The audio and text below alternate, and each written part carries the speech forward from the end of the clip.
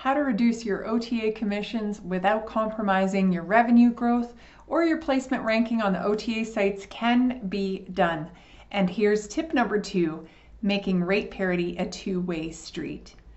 I've covered the OTA mindset and tip number 1 in the first 2 videos in the 7-part series. But if you've missed them, check your email inbox or my YouTube channel, or you can email me at christine@malfairmarketing.com. So let's get into things. Today we're going to look at rate parity, and you're here because you know the OTAs and you know a thing or two about rate parity.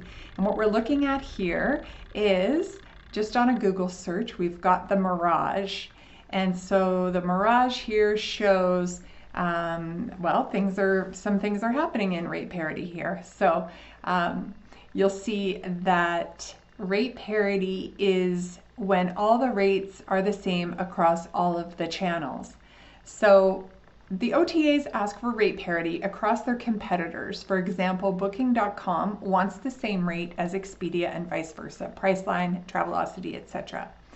And when you're out of rate parity, which we're seeing here, Priceline has $80, Expedia $135, and then so on. There's something going on down here. So the OTAs will, they don't like it when it's obviously out of rate parity. So Expedia is going to contact you. They're going to call you and say, hey, what's up? I see Priceline's got $80. And Priceline being part of Booking.com, of course, that's their main competitor. So they're going to ask you, hey, what's up? And they're going to either want the $80 or they're going to want you to speak with Priceline and Booking.com and increase that to $135 so that they are in parity. In fact, it's so important to the OTAs that they alert you to these discrepancies because they say things like, to maintain your position ranking, you are required to be in rate parity compliance. And so I'm sure that you act very quickly when you receive this email or the phone call comes through because you don't want to lose your ranking. But can I ask you a question? Another question. Do you think they care about rate parity with you? No, not at all. In fact, Booking.com's Genius rates and Expedia's members only rates all offer 10% off of the rate that you give them. You didn't have a choice in that. So they have no issues undercutting you. They just don't want each other of the competitors on the OTAs to be undercut. So does that tick you off that guests get a discounted rate beyond what you've given to the OTAs? Well, it should. It certainly doesn't feel like much of a partnership, but it's time to make this a two-way street.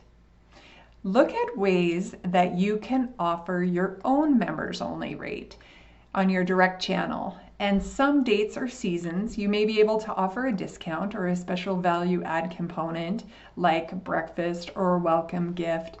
Make it something that they can't get on the OTAs. The other strategy is to increase the rate that you give to the OTAs, accounting for that 10% member or Genius rate.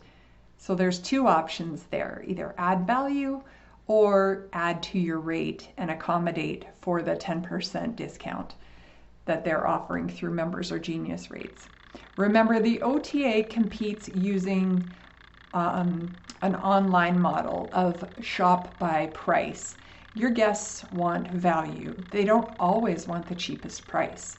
And so there's very little that the OTAs can do to offer additional value beyond price. And this is where you could win. Find ways to deliver that value. When you increase your value, you increase your rate. And when you increase your rate, you increase your profit margin. And of course, when you increase your value, your guests are also extremely happy as well. And so this might be through, again, a special gift, breakfast, something very simple. Maybe it's a special program that runs on Friday evenings when the majority of your guests check in, whatever that may be.